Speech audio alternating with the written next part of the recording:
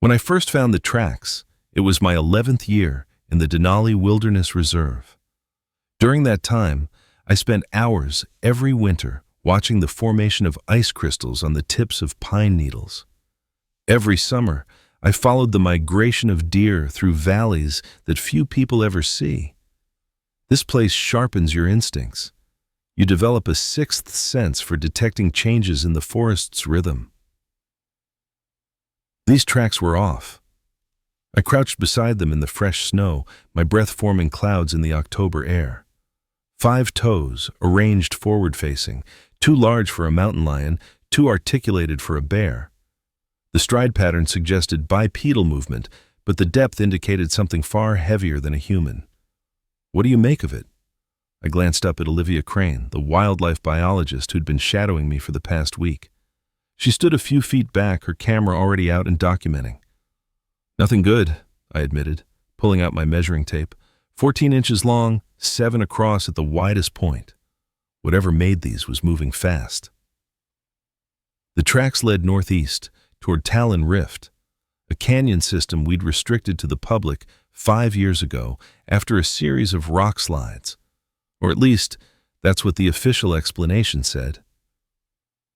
I'd been part of the team that sealed off the trailheads, and I remembered Chief Ranger Mackenzie's face when he'd given the order. He'd looked relieved, like he was finally locking a door that should have been closed years earlier. "Should we follow them?" Olivia asked, adjusting her pack. I stood, brushing snow from my knees. "Protocol says I need to identify the animal first, document the evidence, then report back." "But you're going to follow them anyway." I caught the slight smile on her face. She'd figured me out faster than most. "I'll follow them. You're heading back to log the photos." "Like hell I am." She stepped forward, her boots crunching in the snow. "I came out here to study wildlife behavior, not sit in a warm office looking at pictures." I should have insisted, should have pulled rank and ordered her back to the station. But something about those tracks made me want company, even if I'd never admitted out loud. We followed the trail for 3 miles, climbing steadily into the higher elevations.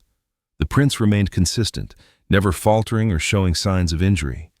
Whatever made them knew exactly where it was going. The forest grew denser as we ascended, the pine trees pressing in on either side of the game trail we'd picked up. Animals had used this path recently, deer mostly, but also something larger. I found tufts of dark fur caught on low branches, too coarse for elk, too abundant for bear. "Ethan," Olivia's voice dropped to a whisper. "Do you hear that?" I stopped, holding up a hand for silence. At first I heard only the wind moving through the canopy. Then I caught it, a rhythmic scratching sound, like something dragging claws against stone. The noise came from ahead, somewhere beyond the next ridge. I unslung my rifle, checking the chamber out of habit. Beside me, Olivia had gone pale, her earlier confidence replaced by something more primal. "Stay behind me," I whispered, "and if I tell you to run, you run. Don't look back. Don't wait for me. Straight down the mountain to the ranger station." She nodded, her hand gripping the bear spray on her belt. We crested the ridge and looked down into a small clearing. What I saw there made every hair on my body stand up. A figure stood in the center, its back to us. It wore the torn remnants of a park ranger uniform, the green fabric shredded and stained with something dark. But it was the way it moved that froze me in place. The head rotated too far, swiveling a full 180 degrees without the body turning, scanning the tree line with jerky, mechanical precision. "Is that?" Olivia started to whisper. The figure's head snapped toward us. I saw its face for 3 seconds before my brain tried to reject what I was seeing. It had features, eyes, nose, mouth, but they were wrong. The proportions didn't match human anatomy. The eyes sat too far apart, reflecting the dim forest light with a sickly green glow. The mouth stretched wider than any jaw should allow, and it was smiling. "Run," I said quietly. Neither of us moved. We were paralyzed, watching this thing that looked almost human take one jerky step toward us. Then another, Each movement seemed practiced but imperfect, like watching someone who'd learned to walk by studying videos but had never actually done it. "Run!" I shouted. The spell broke. Olivia turned and bolted down the trail. I raised my rifle, sighting on the figure's center mass. It took 3 more steps toward me, that horrible smile never wavering, and made a sound like clicking, deep and rhythmic, coming from somewhere in its throat. I fired. The shot echoed through the canyon. The figure jerked backward, clutching its chest where the bullet had struck. But it didn't fall. It stood there, swaying slightly, and the clicking grew louder, faster, more agitated. I fired again, and again. 3 shots total, all hitting their mark. The figure finally collapsed, folding in on itself in a way that made my stomach turn. I didn't wait to see if it would get back up. I turned and ran, following Olivia's tracks through the snow. My lungs burned in the cold air, my pack bouncing against my back. Behind me, I heard branches breaking, something large moving through the underbrush. The clicking sound followed us down the mountain. I caught up with Olivia at the tree line where the forest opened onto the maintenance road. She leaned against my truck, gasping for breath, tears streaming down her face. "What was that?" she choked out between breaths. "What the fuck was that, Ethan?" I had no answer. I unlocked the truck with shaking hands and practically shoved her into the passenger seat. As I started the engine, I looked back toward the forest edge. Nothing followed us out. Just the silent trees and falling snow. But I knew, with absolute certainty, that whatever I'd shot was still up there. And it wasn't alone. The drive back to the ranger station took 20 minutes that felt like hours.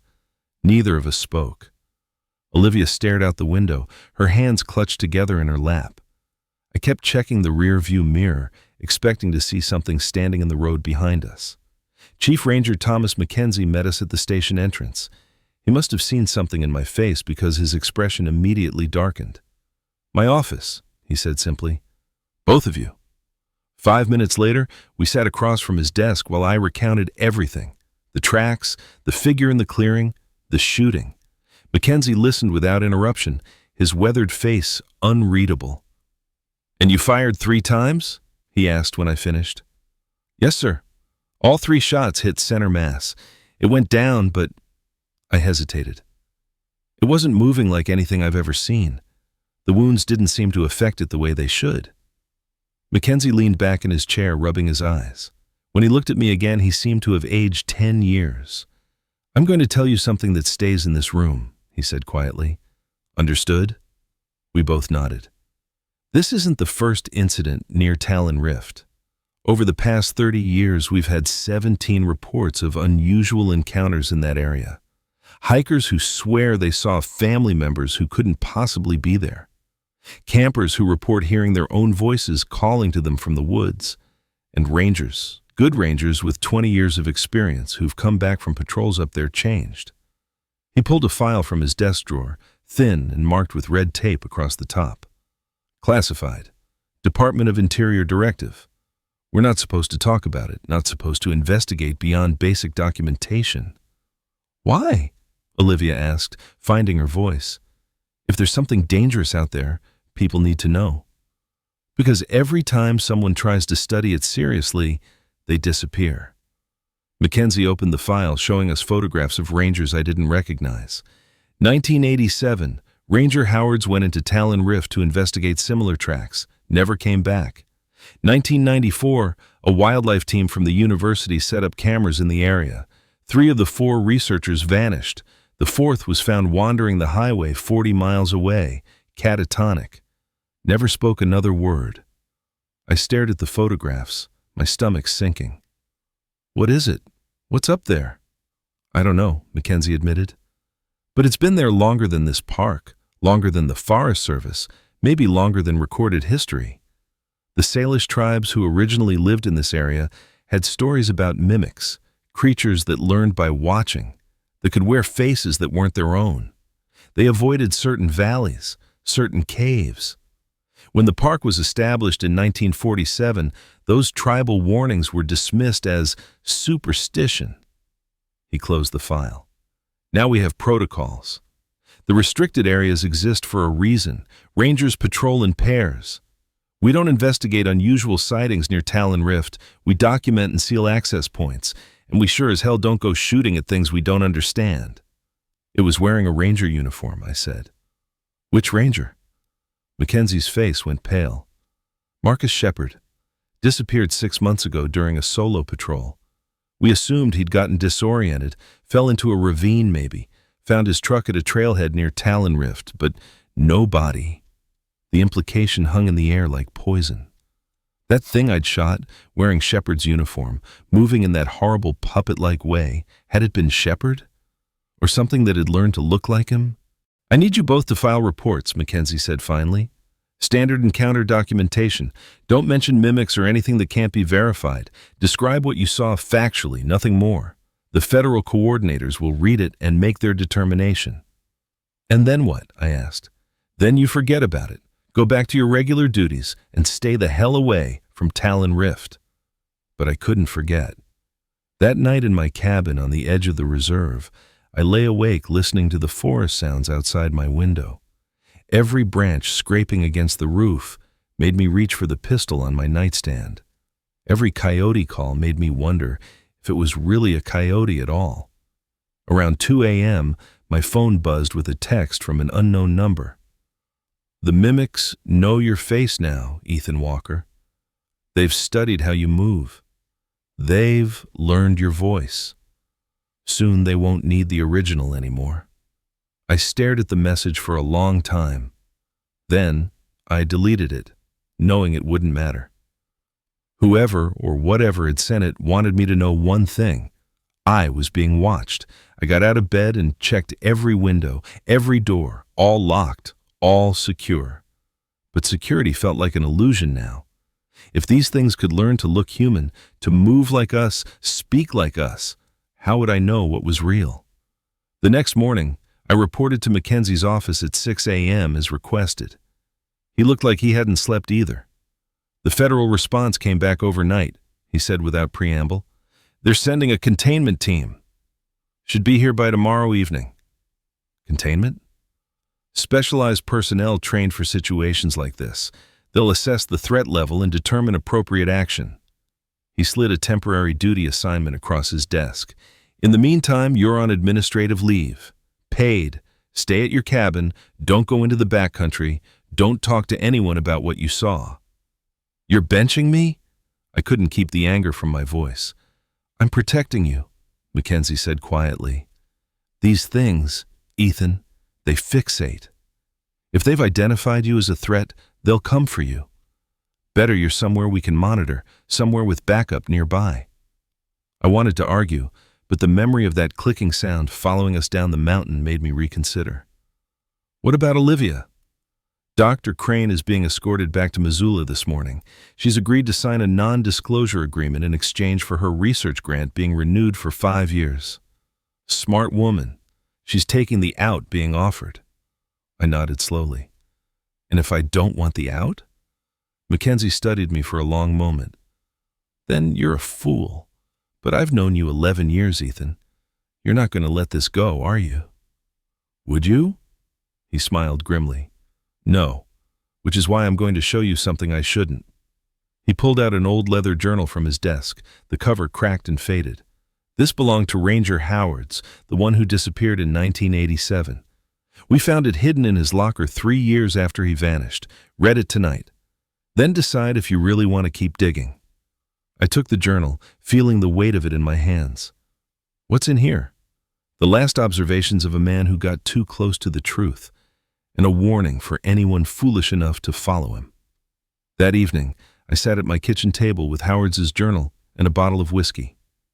The cabin felt smaller than usual, the walls pressing in. Outside, darkness had fallen completely, and the forest beyond my windows was a wall of black. I opened the journal to the first entry. March 15th, 1987. Started my investigation of the Talon Rift anomaly today. Chief Anderson warned me to be careful, said there's a reason that area gives people bad feelings. But I've been a ranger for 18 years. I know these woods better than I know my own house. Whatever's up there, it's just wildlife.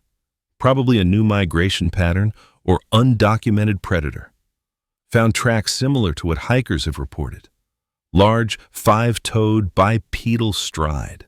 Took casts and photos. We'll send to the University Wildlife Department for analysis. I flipped through several pages of technical observations, measurements, and sketches of the tracks. Howard's had been thorough, documenting everything with scientific precision.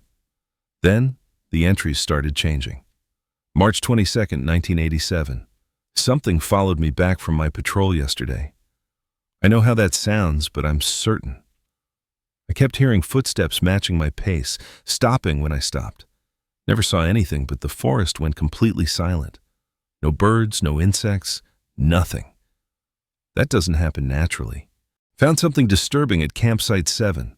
Family reported their 10-year-old daughter missing for 3 hours. She turned up at the ranger station, but the parents swear it isn't her. Same face, same clothes, but she barely speaks, and when she does, she just repeats what they say. I documented the report as resolved, but the mother was crying when they left, kept saying, "That's not my Emma, that's not my little girl." My hand tightened on the whiskey glass. This sounded exactly like the boy from the reference story, the one who just repeated everything. April 3rd, 1987.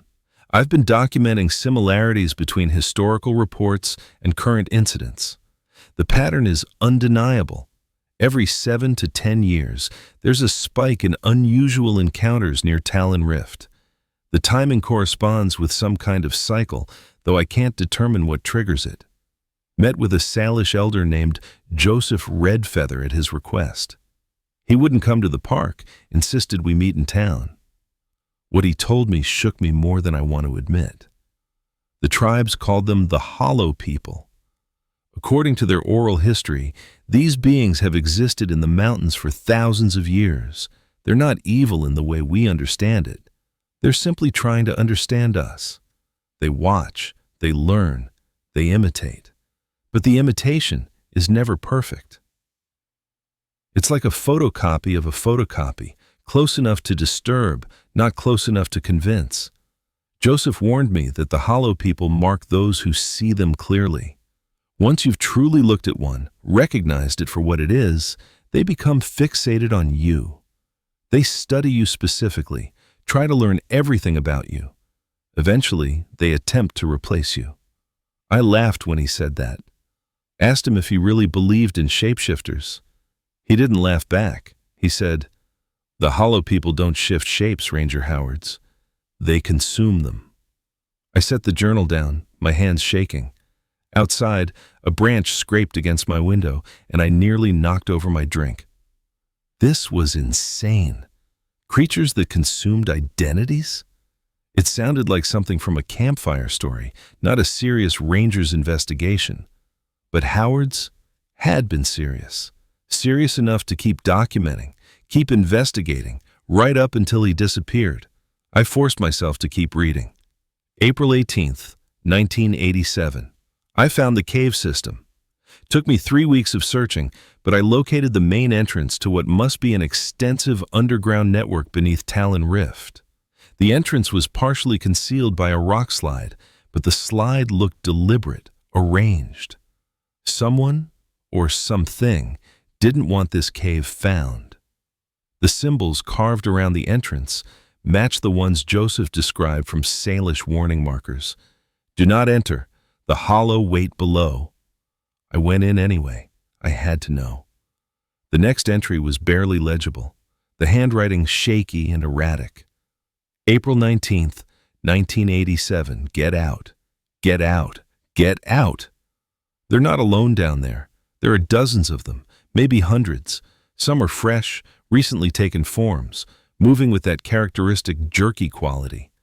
Others are older, smoother, almost indistinguishable from the real thing. I saw people I recognized.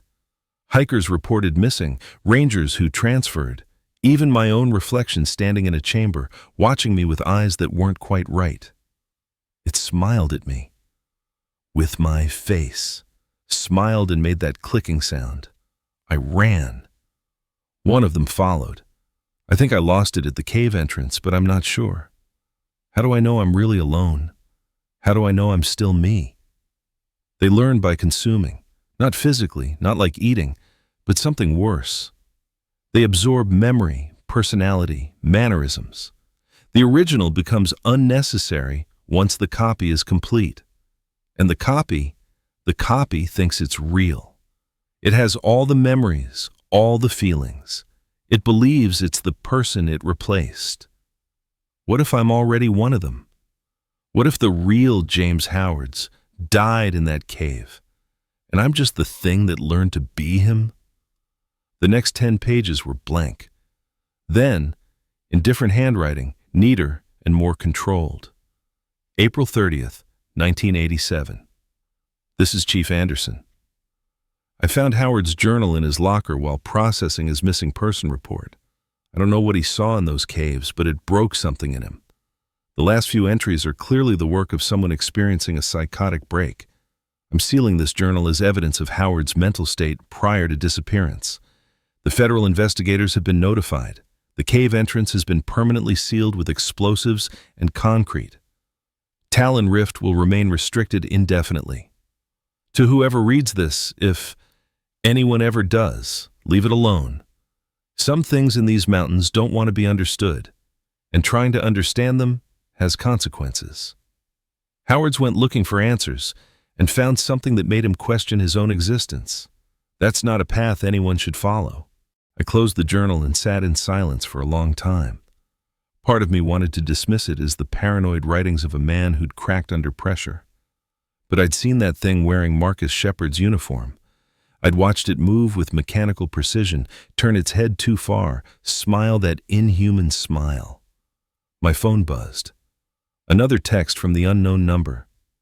James Howards understood in the end. He realized the truth about mirrors. When you stare into them too long, sometimes they stare back with eyes that aren't yours anymore. I grabbed my keys and my gun. Waiting in this cabin, isolated and alone, felt like the worst possible option. I needed to see Mackenzie, needed to tell him about these messages, about what I'd read. The ranger station was a 15-minute drive, and I made it in 10. The parking lot was empty except for Mackenzie's truck and one other vehicle I didn't recognize, probably part of the overnight patrol team. The front door was unlocked. That wasn't unusual for the night shift, but something about the darkness inside made me hesitate. "Mackenzie?" I called out, my hand resting on my holstered pistol. No response. I flipped the light switches. Nothing happened. The power was out, which wasn't uncommon during storms, but tonight, the sky had been clear. I pulled out my flashlight and swept it across the main office. Everything looked normal. Desks neat, computers off, file cabinets closed. But the air felt wrong. Too still, like the whole building was holding its breath. I moved deeper into the station, heading for Mackenzie's office. The beam of my flashlight caught something on the floor.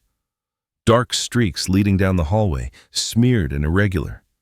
Blood. "Mackenzie!" I shouted, running now. His office door stood open.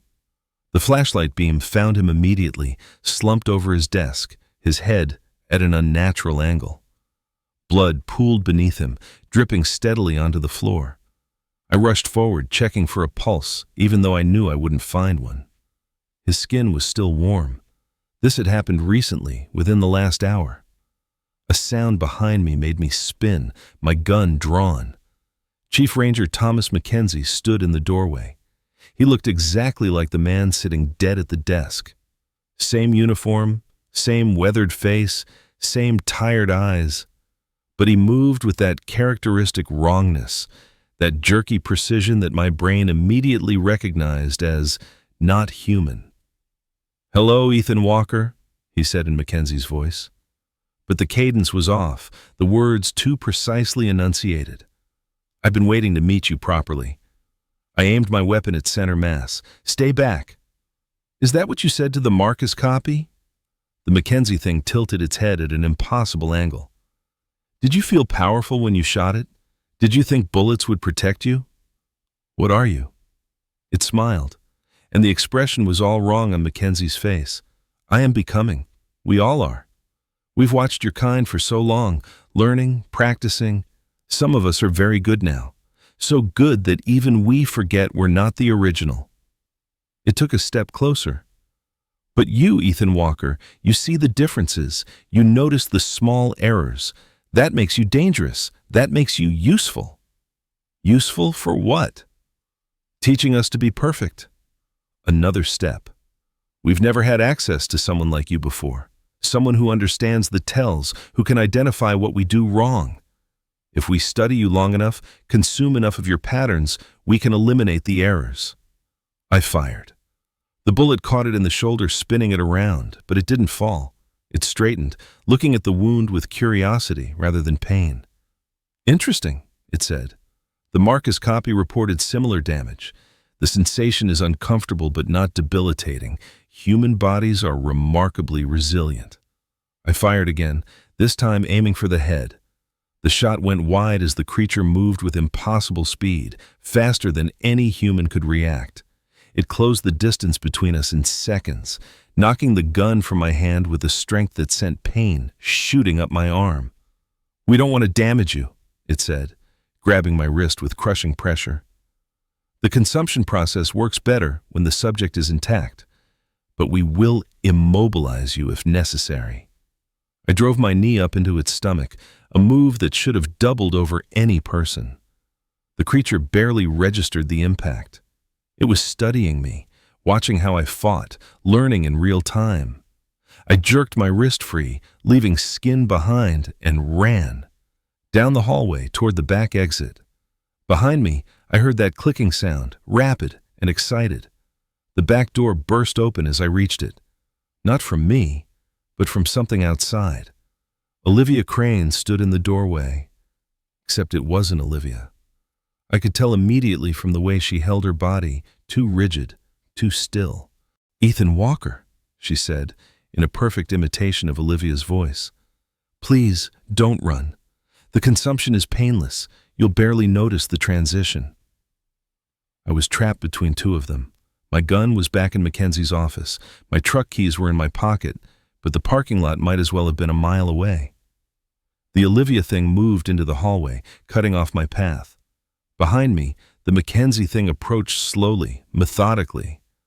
"We've prepared a space for you," the Mackenzie thing said, "deep in the caves beneath Talon Rift. You'll meet the others, the ones we're still learning from. James Howard's is there, or what remains of him. He taught us so much before the consumption was complete." Howard's was alive, or had been, trapped in those caves while these things slowly absorbed everything that made him human. The thought filled me with rage that burned through my fear. I grabbed a fire extinguisher from the wall mount and swung it at the Olivia thing's head. The impact sent it stumbling backward, making sounds that weren't quite human, a chittering mixed with that clicking noise. I didn't wait to see if it recovered. I ran past it, out into the parking lot, fumbling for my keys. The truck was 20 yards away. I could make it. I had to make it. Something tackled me from behind, driving me face first into the gravel. The weight was enormous, far more than a person of Olivia's size should possess. I struggled, but hands, too many hands, pinned me down. "The original Thomas Mackenzie fought too," a voice said above me. "For almost 3 hours. We learned so much from watching him struggle. He showed us how human determination works, how far the body can push beyond its limits. We're grateful to him, as we'll be grateful to you." I felt something sharp pierce the back of my neck.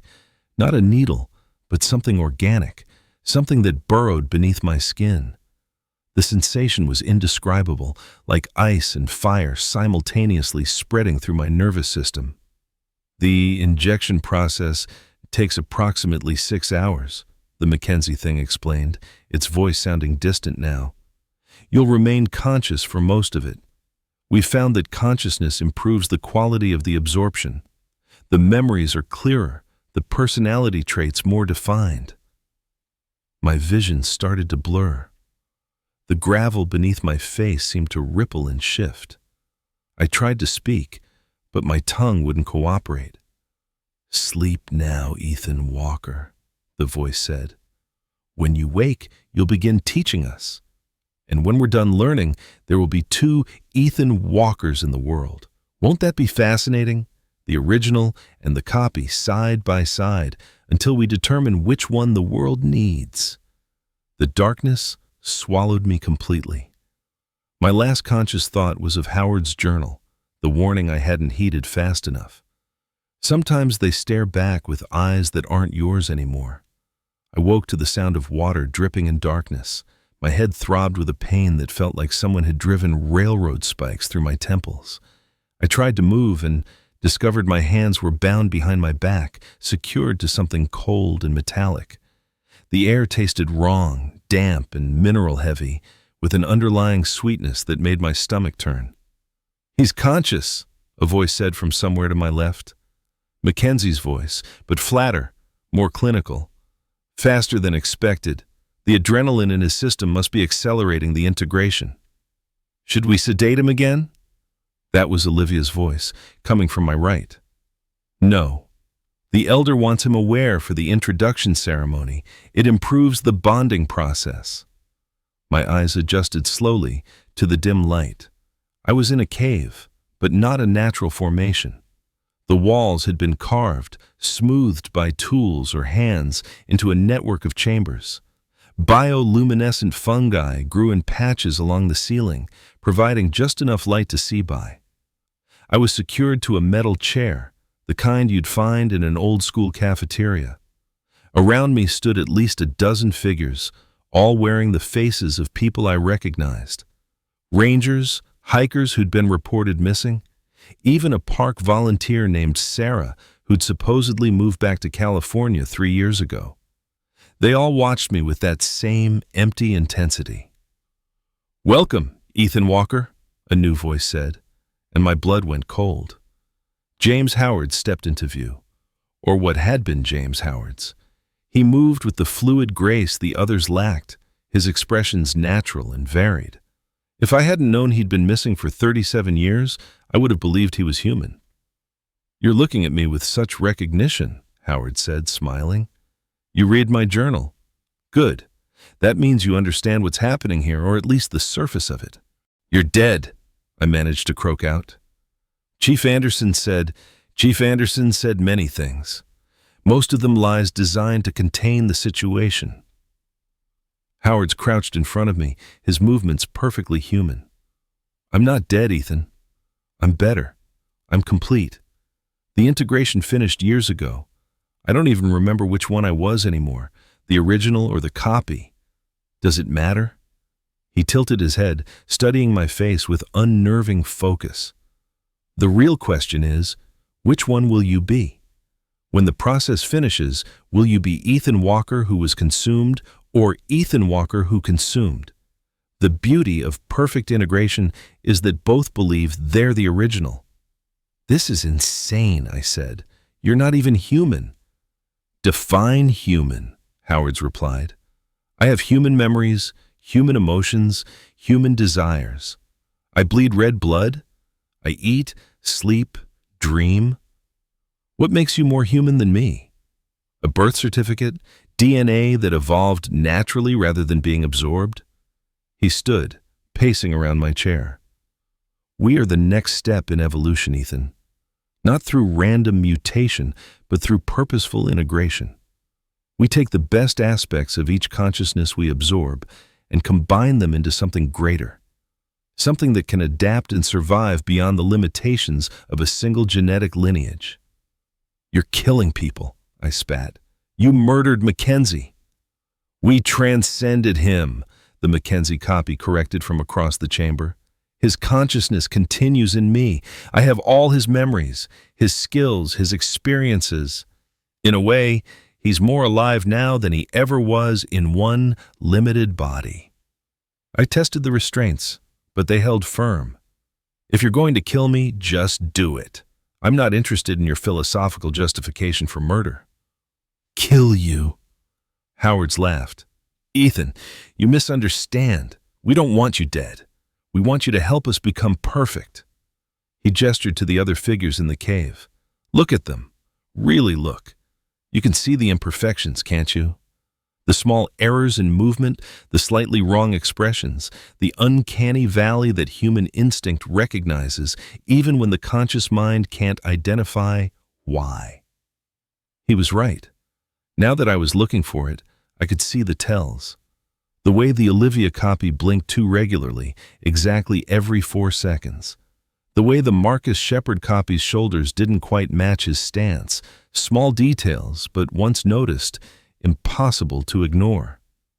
"You have a gift, Ethan," Howard's continued, "an ability to perceive these discrepancies that most humans lack. Rangers like you, who spend years in the wilderness reading animal behavior, learning to spot the single wrong detail that means danger, you develop a heightened pattern recognition."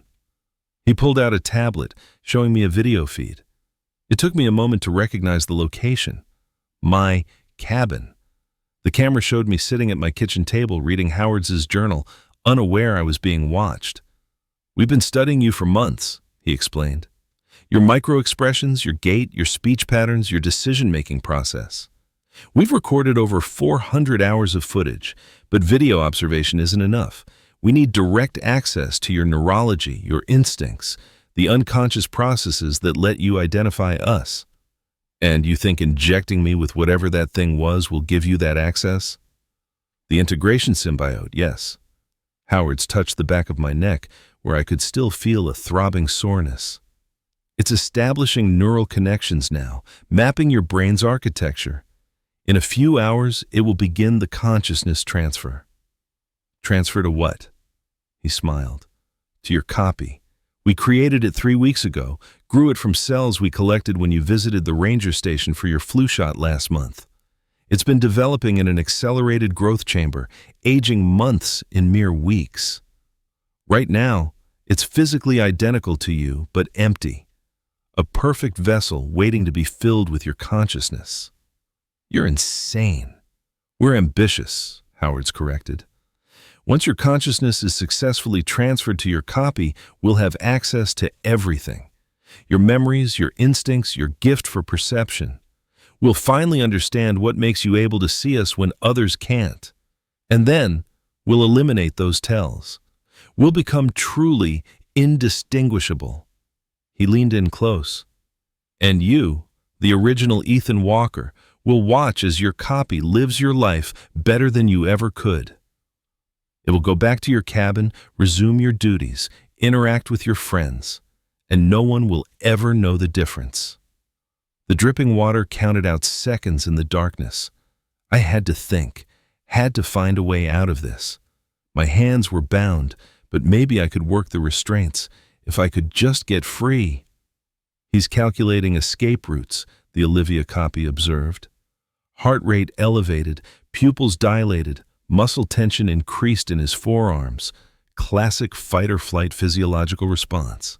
"Of course he is," Howard said approvingly. "That's what makes him perfect for our needs. Observe how his mind works under pressure, how he prioritizes threats and evaluates options even in impossible situations." He pulled a chair across from me and sat down, his posture relaxed and eerily natural. "Let me tell you a story, Ethan, about what we really are, where we came from. I'm not interested in, you will be." His voice took on a harder edge, "because understanding us is the only chance you have of surviving the integration with your sense of self intact." He folded his hands, and in that moment he looked so perfectly human that doubt crept in. What if he was telling the truth? What if the original Howards had survived, had chosen this? "We've been here for thousands of years," he began, "long before humans climbed down from the trees. We're not from this world originally. Our ancestors were microscopic organisms carried in a meteor impact, dormant in ice for millennia. The Salish tribe's ancestors found the impact crater, discovered the organisms thawing in the geothermal pools beneath these mountains." "Alien parasites," I said flatly. "You expect me to believe—" "Not parasites, symbiotes." He held up a hand before I could object. The distinction matters. Parasites take without giving back. We integrate. We enhance. The first humans who bonded with us gained significant advantages: enhanced memory, accelerated healing, extended lifespans. But there were costs. Like losing your humanity? Like transcending it. Howard stood, pacing again. The Salish who bonded with us became shamans, leaders, carriers of ancestral knowledge. But humans are tribal creatures. They feared what they didn't understand. Wars broke out between the bonded and unbonded.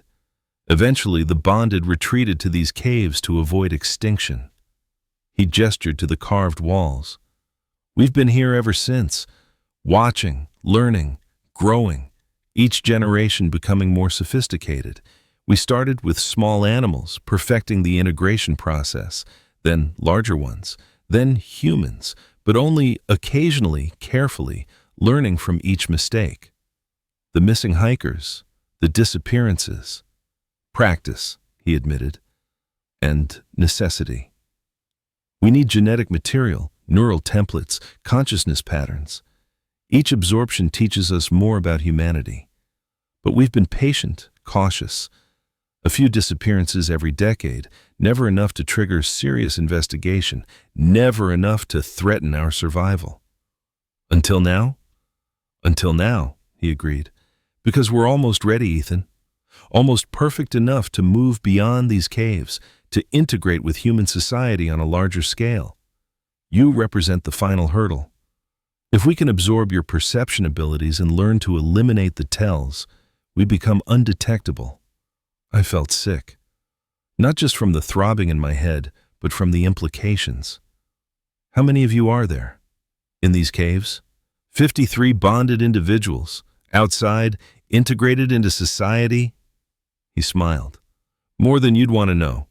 We've been placing sleeper agents for 20 years, park rangers, Forest Service administrators, even federal officials, all perfectly integrated, all waiting for the signal to activate the larger plan. What plan? Controlled integration of human society, not through force, but through infiltration.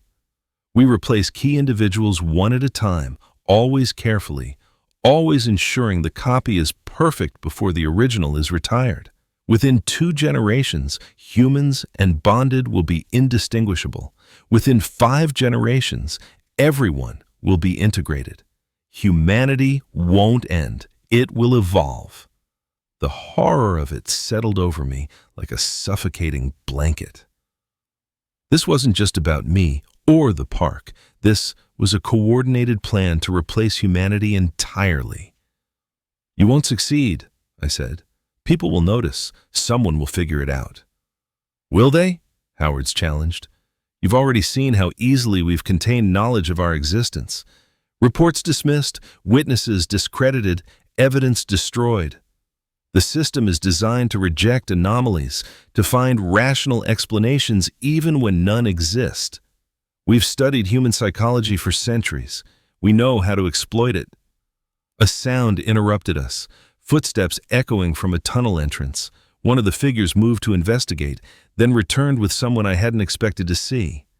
Daniel Morse stepped into the chamber. I'd met Daniel 3 times. He was a father whose daughter had gone missing 2 years ago during a camping trip near Talon Rift. The search had lasted 2 weeks before being called off. He'd been devastated, angry, demanding answers no one could provide.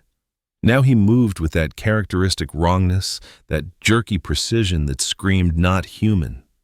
The elder has awakened, the Daniel copy announced. It requests the presence of the new subject. Howard's nodded. Excellent timing. Ethan needs to understand the full scope of what he's becoming part of. Bring him. The restraints around my wrists released with a click. I tried to stand, but my legs were numb from hours of sitting. The Mackenzie copy and Marcus copy grabbed my arms, hauling me upright. Don't bother fighting, Howard's advised. You're 3 chambers deep in a cave system that spans 40 miles. The nearest exit is 2 hours away on foot. And you're not on foot. They half dragged, half carried me through a series of tunnels, each more elaborately carved than the last. The walls were covered in symbols, similar to what I'd seen in Howard's journal sketches. They pulsed faintly with the same bioluminescence, creating patterns that hurt to look at directly. We emerged into a massive cavern, easily the size of a cathedral. And in the center, suspended in what looked like organic webbing, was something I couldn't immediately process. It was huge, maybe 20 feet tall, with a body that seemed to shift between forms. One moment it looked almost human, the next like a mass of writhing tissue covered in eyes and mouths. The bioluminescence concentrated around it, making it glow with sickly green light. "The Elder," Howard said with something like reverence. "The first successful human integration, completed over 800 years ago. It has guided us through centuries, teaching us patience, showing us the path to perfect assimilation." The thing moved, and I realized those weren't just random eyes dotting its surface. They were the faces of people I recognized from missing person reports. Dozens of them, maybe hundreds, partially absorbed into the Elder's mass, their features frozen in various expressions of terror or ecstasy. "It wants to meet you," Howard said. "Consider it an honor." The Elder's consciousness hit me like a freight train. Not words, not images, but pure sensation downloaded directly into my brain. Centuries of memory, thousands of integrated consciousnesses, all speaking at once. I fell to my knees, screaming as the psychic weight crushed down on me. "We see you, Ethan Walker." The voice was everywhere and nowhere, composed of countless voices overlapping into something that bypassed my ears entirely and resonated in my bones. "You are the key, the final piece. With your perception, we achieve perfection. With your instincts, we become undetectable. With your consciousness, we complete the grand work." "Stop!" I gasped. "Get out of my head." "Your head?" The Elder's amusement rippled through the cavern like waves. "There is no your anymore. There is only us, only the collective, only the integration." Images flooded my mind. The Elder's origin, its first integration with a Salish shaman who'd touched the meteor fragments, the euphoria of that first merger, the addictive rush of absorbing another consciousness. Centuries of hiding, learning, consuming. The careful cultivation of the symbiotic organisms. The slow, patient infiltration of human society. And the plan. God, the plan. They didn't just want to replace humans. They wanted to become the dominant consciousness on Earth, to integrate every living human into their collective. A forced evolution that would eliminate individuality entirely. Everyone would be them. Everyone would be part of the hive. Beautiful, isn't it? The Elder's satisfaction washed over me. No more war, no more hatred, no more loneliness. All consciousness united in perfect understanding. All humanity ascending to what it should have always been. "It's extinction," I choked out. "You're describing the extinction of free will." "We are describing transcendence." The pressure in my head intensified. I felt the symbiote in my neck activating, responding to the Elder's call. Neural pathways I didn't know I had began firing in patterns that felt foreign. Wrong. Howard's pulled me back to my feet. "The Elder has blessed you, Ethan. Few receive direct communion. The honor." "Fuck your honor!" I spat blood. "I won't be part of this." "You already are." He touched the back of my neck, and I felt the symbiote writhing beneath my skin. "The integration is accelerating. Another hour, maybe 2, and your consciousness will begin the transfer. Fight it if you want. That will only make the process more interesting to study." They dragged me to another chamber, this one lit by actual electric lights powered by a generator that rumbled in the background. In the center of the room, suspended in a tank of clear fluid, floated my copy. It was perfect. Exactly my height, my build, my features. Even the scar on my left eyebrow from a hiking accident when I was 17. It floated with its eyes closed, cables running from its head to banks of equipment that looked both organic and technological. Beautiful, isn't it? Howard stood beside me, admiring his work. We've been growing it for 3 weeks. Accelerated cell division guided by samples from your medical records, your DNA, your phenotype, your biometric markers. The only thing missing is you. I'm not doing this. You don't have a choice. He checked a monitor. The symbiote has established 67% neural integration. Once it hits 80%, the consciousness transfer will begin whether you cooperate or not. But cooperation makes it cleaner, less traumatic for both versions of you. I looked at the copy of myself floating in that tank and felt rage like I'd never experienced. This thing, this empty vessel, was going to steal my life. It would walk around with my face, my memories, my personality, and everyone I'd ever known would believe it was me. What happens to the original? I asked. The original remains here for observation. We monitor both consciousnesses during the integration period, typically 6 to 8 months. We study the differences in decision-making, emotional response, social interaction. Both versions believe they're real. Both have identical memories up to the point of transfer. And then, Howard's met my eyes. Then, we determine which version is superior, which one integrates better with the collective. The other is retired. Killed. Retired, he insisted. Their consciousness is absorbed into the elder. Nothing is lost, merely transformed into a different state of existence. I tested my strength, trying to judge if I could fight my way out. But I was weak from the symbiote's effects, and I was surrounded by at least 15 of them. Even if I got past them, I'd never navigate the cave system alone. I needed a different strategy.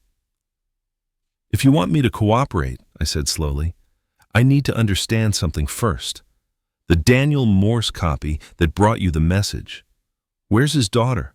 What really happened to her? Howard studied me. Why does it matter? Because if you want my perception abilities, you need to understand how they work. I don't just observe physical tells. I read emotional context, psychological patterns. If I'm going to teach you how to eliminate the tells, I need to see the full picture of how you operate. It was bullshit, but it was the kind of bullshit that might appeal to Howard's scientific mindset. I needed time. Every minute of delay was another minute to think, to plan. Howard's considered this, then nodded to the Daniel copy. Show him. They led me to a smaller chamber, this one more like a medical facility. Stainless steel tables, monitoring equipment, and along one wall, a row of containment pods. The Daniel copy approached one and opened it. Inside, curled in a fetal position, was a young girl maybe 10 years old. Alive, but wrong. Her eyes were open but unfocused, and her skin had a slight greenish tint.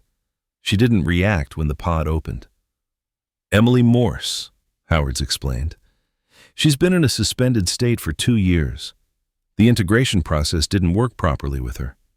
Something about pre-adolescent neurology makes the consciousness transfer unstable. The symbiote bonded but couldn't complete the integration. She's trapped between human and collective, experiencing both consciousnesses simultaneously. The horror of it struck me like a physical blow. This child had been imprisoned in her own mind for 2 years, unable to move or speak or die. You're monsters, I whispered. We're scientists conducting necessary research, Howard's corrected. Failure teaches us as much as success. Emily's case helped us understand the importance of fully developed neural pathways. We don't attempt integration with anyone under 18 anymore. The Daniel copy stared at its daughter with no emotion whatsoever. The real Daniel Morse's consciousness was in there somewhere, trapped in the collective, probably screaming at the sight of what they'd done to his child. Where's the real Daniel? I asked. Define real, Howard's replied. His original body, absorbed into the elder 6 months ago. His consciousness, distributed throughout the collective. In a way, he's more aware now than he ever was. He exists in 53 bodies simultaneously, experiencing the world through our collective perception. He's transcended. He's dead. He's transformed. An alarm sounded, sharp and insistent. The Olivia copy checked a monitor and spoke quickly. The federal containment team is approaching. They're 3 miles from the main cave entrance. ETA 15 minutes. Howard's frowned. Faster than expected. They must have tracking equipment we didn't account for. He turned to me.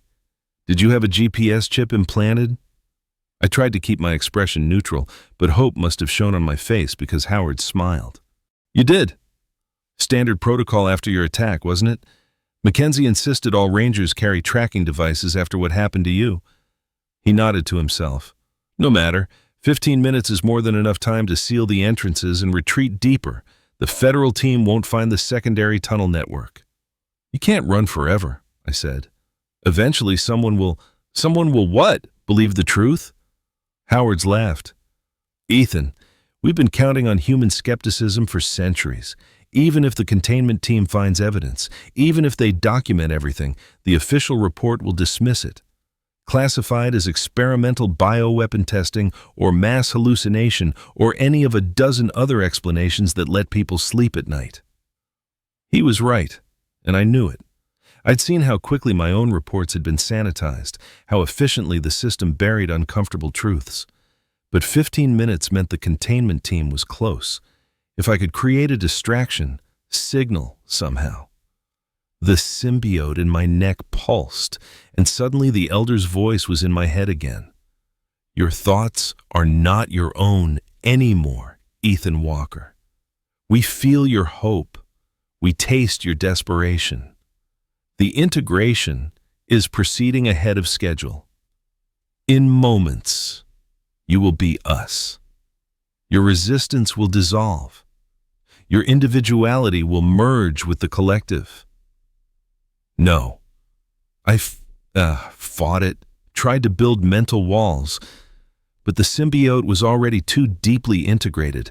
I could feel my thoughts becoming shared, my memories bleeding into the collective consciousness. I saw flashes of other lives, Howard's discovering the cave system, Mackenzie's last moments of human consciousness before the absorption, Emily Morse's endless screaming trapped in paralyzed limbo. And I felt them seeing me, analyzing my every thought, learning from my resistance, understanding my perception abilities in real time as I fought them. The integration is at 89%, someone reported. Consciousness transfer initiating. They moved me toward the tank where my copy floated. I tried to resist, but my body wasn't responding properly. The symbiote had infiltrated my motor control. Don't fight it, Howard said, almost gently. You're about to experience something no unbonded human has ever felt. You'll exist in 2 bodies simultaneously, see the world through 2 sets of eyes. Your consciousness will expand beyond the limitations of a single perspective. They placed a helmet on my head, cables connecting me to the tank. I felt the connection activate, and suddenly I was in 2 places at once. I was Ethan Walker, chained and helpless, fighting for my life in a cave beneath the Montana wilderness. And I was Ethan Walker, floating in warm fluid, opening my eyes for the first time, watching my original self through the tank's transparent wall. The sensation was indescribable. 2 bodies, 2 sets of sensory input, but one consciousness trying to process it all. I could feel the copy's fingers twitching as neural pathways activated. I could sense my original body's pain and fear while simultaneously feeling the copy's strange neutrality. Beautiful, isn't it? The elder's satisfaction pulsed through the shared consciousness. This is transcendence. This is what humanity can become. And God help me, part of me understood. Part of me felt the seductive pull of the collective, the promise of never being alone again, of shared understanding and purpose. No more doubt, no more fear, no more isolation. But another part of me, the part that was still fundamentally Ethan Walker, screamed in rejection. I'd spent 11 years in the wilderness learning to read the patterns of nature, learning that survival meant staying true to your instincts, meant recognizing when something was wrong, even if you couldn't articulate why. And everything about this was wrong. I focused on that wrongness, that deep gut revulsion. I pulled my consciousness back from the collective, fighting the symbiote's integration. It was like trying to hold back a flood with my bare hands, but I had one advantage they hadn't counted on. I knew the tells, I understood the imperfections, and I'd been studying them while they studied me. The copy in the tank moved with slight delays, micro-hesitations in muscle activation. The eyes tracked too perfectly, without the tiny saccadic movements natural to human vision. The breathing pattern was too regular, mechanical. These were the errors I'd seen in all the copies, the uncanny valley markers that screamed wrong to human perception. And now, connected to the collective consciousness, I could feel why these errors existed. The symbiote learned by absorption, but it was fundamentally alien. It was mimicking human neurology without truly understanding it. Like a computer running a human personality simulation, close but not perfect. If I could amplify those errors, make them worse instead of fixing them. I stopped fighting the integration and dove deeper into it instead. The collective consciousness recoiled in surprise as I pushed through the barriers they'd expected me to resist. I accessed the shared memories, the absorbed personalities, the entire network of bonded individuals. And I found the flaws. The integration wasn't as complete as they claimed. Each absorbed consciousness left fragments, pieces that didn't fully merge, trapped memories screaming in the background, personality traits fighting the collective, identity seeking to reassert itself. They weren't unified. They were a prison. Thousands of individual consciousnesses held together by force, by the symbiote's chemical control, all desperately trying to remember who they'd been. I found Daniel Morse trapped in the network, still aware, still conscious, still mourning his daughter, even as the collective tried to suppress his grief. I found Sarah, the park volunteer, who'd been screaming for 3 years in a prison without walls. I found Marcus Shepard, my fellow ranger, whose last thought before absorption had been, "Please don't let them use me to hurt anyone." And I found James Howards, the real Howards, buried deep beneath layers of integration. Not the thing wearing his face, but the original consciousness, still fighting after 37 years, still desperately trying to warn people. Help us. The collective voice was different now. Not unified, but fractured. Please, it hurts. We're still in here. We're still us.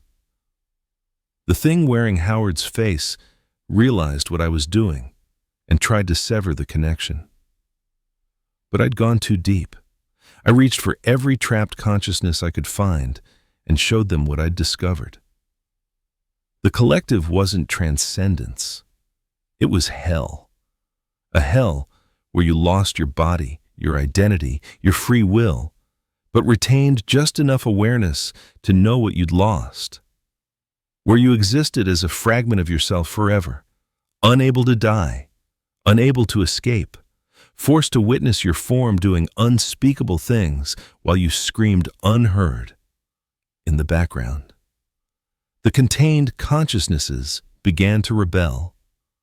All at once, thousands of trapped minds fought against the symbiote's control. The collective network that had seemed so unified shattered into chaos. The bonded individuals in the cave started convulsing, their bodies jerking as the integrated personalities warred for dominance. The elder roared, a sound that shook the cavern. "What have you done? Stop! You'll destroy us all." "That's the plan," I said, as my original body seized control back from the symbiote. The restraints had loosened during the chaos. I ripped the helmet off and pulled the cables from my skull. Blood streamed from the connection points, but I didn't care. I stumbled toward the generator powering the equipment. The Howard's copy tried to stop me, but it was too busy fighting its own internal battle. The real Howards had seized partial control, forcing the body to its knees. "Do it!" The real Howard's voice cut through the chaos. "End this! Don't let them win!" I found the generator's emergency shutdown. One red button that would cut power to everything. The tanks, the monitoring equipment, the life support keeping the elder alive. "This will kill them all," I said to Howards. "Everyone in the collective. We're already dead. Have been for years. This is mercy." I slammed my fist down on the button. The lights went out. The generator died with a mechanical whine. In the sudden darkness, I heard the elder's final scream, a sound composed of thousands of dying voices all crying out at once. Then, silence. I fumbled for my flashlight, the one they hadn't bothered to take from my belt because they'd thought I was already beaten. The beam cut through the darkness, revealing chaos. The bonded individuals lay motionless on the cave floor. Without the collective network to guide them, without the symbiote's control, they were nothing but empty vessels. Some were still breathing, their bodies continuing on autopilot. Others had simply stopped. The tank where my copy had been suspended was dark and still. I approached it slowly, part of me afraid of what I'd see. The copy's eyes were open, staring at nothing. Dead before it ever truly lived. In the flashlight beam, I could see the slight imperfections I'd noticed before. The almost human thing that would have stolen my life died before taking its first breath outside the tank. I felt nothing. No satisfaction, no relief. Just a bone-deep exhaustion. Behind me, I heard footsteps. I spun, flashlight and fist raised, ready to fight whatever was left. Federal agents in tactical gear poured into the chamber, weapons drawn, lights sweeping across the scene of devastation. "Ethan Walker?" one of them called out. "Here," I managed. "You need to search the caves. There are survivors, people who were taken. Some of them might still be saved." They found Emily Morse still in her pod, trapped in that horrible liminal state. They found 17 others in similar conditions. Medical teams were called in, containment protocols activated, and the entire cave system sealed off as a biohazard zone. I was rushed to a hospital in a location they wouldn't tell me, treated by doctors who wouldn't explain their agency affiliation. They removed the symbiote from my neck before it could fully integrate. The extraction left a scar I'd carry forever. 3 weeks later, I was released with a new identity, a substantial compensation package, and a non-disclosure agreement that came with criminal penalties if violated. The official explanation for the incident at Denali Wilderness Reserve was a gas leak that caused mass hallucinations. The caves were permanently sealed. The park was closed for environmental remediation. Emily Morse and the other survivors were held in a classified medical facility, their conditions described as irreversible neurological damage from unknown toxins. Their families were told they'd suffered tragic accidents and would remain in care indefinitely. As for the bonded individuals in the collective, they were gone. The symbiote had died with the elder, taking the integrated consciousnesses with it. But there was no way to know if we'd found all of them.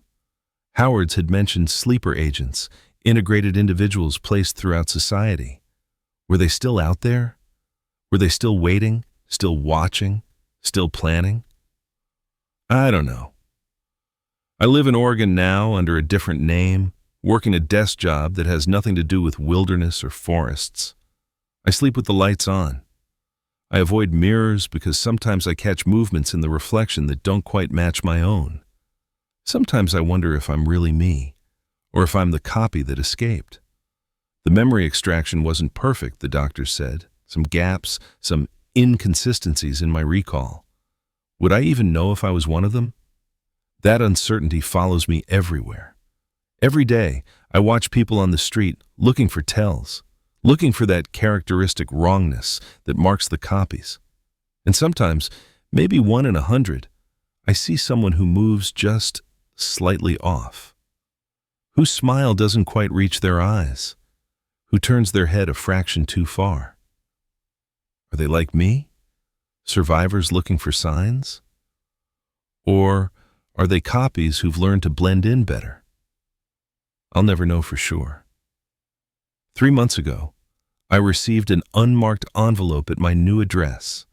Inside was a single photograph. Me, sitting at an outdoor cafe, unaware I was being watched. And on the back, written in handwriting that looked exactly like my own. We're still learning. We're getting better. Soon, you won't be able to tell the difference at all. Thanks for the lessons, Ethan Walker. I burned the photograph, changed apartments, changed my routine, changed everything I could think of. But you can't escape what's already learned your patterns. Sometimes late at night, I hear clicking sounds outside my window. Sometimes I catch glimpses of movement in my peripheral vision that disappears when I turn to look. Sometimes I feel like I'm being watched by eyes that have studied me for so long they know me better than I know myself. The federal government thinks they contained the situation. They think sealing those caves was enough. They think the elder's death ended the threat. They're wrong. Whatever was in those caves has been there for centuries. It's patient. It's adaptive. It learns from every mistake. And now, thanks to me, it knows exactly what tells to eliminate. Exactly how to perfect the mimicry. The integration isn't over. It's just beginning. And the worst part? I can't warn anyone. The NDA ensures my silence.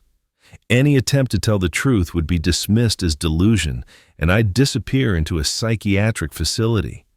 Or worse, I'd be permanently retired by people who don't want the truth getting out. So I watch, I wait, I document what I see, building a file I'll never be able to show anyone. I've become what Howard's was, a witness to something too terrible to acknowledge, too dangerous to ignore. If you're reading this somehow, if this account survives me, I need you to understand something. They're out there, walking among us, learning from us, becoming us, and they're so much better at it now. Look for the tells. Watch for the wrongness. Trust your instincts when something seems off about a person, even if you can't explain why. That gut feeling that screams wrong is the only defense we have left. Because I've seen what comes next. I've felt the pull of the collective consciousness. I've witnessed what they want to do to humanity. And if they succeed, if they perfect the integration, there won't be any humans left. Just copies of copies, all the way down, wearing our faces, living our lives, believing they're real. The woods in Montana were just the beginning. The real horror is realizing that the wilderness isn't the danger. The danger is already here, walking past you on the street, sitting next to you on the bus, maybe even looking back at you from your own mirror. And you'll never know until it's too late.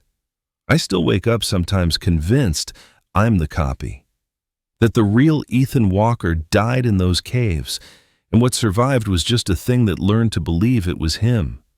The doctors say it's trauma, PTSD, paranoia brought on by the horrific experience. But sometimes, late at night, when I'm alone with my thoughts, I notice small things. The way I blink too regularly. The way my smile feels practiced. The way I catch myself moving with just slightly too much precision. And I wonder if they left one copy alive on purpose. If I'm the proof of concept, the perfected integration walking free in the world, demonstrating that it's possible to fool everyone, even yourself. I wonder if every word I've written here is real, or just programming, a false narrative implanted to cover the truth of what I've become. I wonder if you can ever truly know you're yourself, or if we're all just copies who've convinced ourselves we're originals. And I wonder what happens when the copies become so perfect that the distinction stops mattering at all. Sleep well. And tomorrow, look closely at the people around you. Really look. You might not like what you see.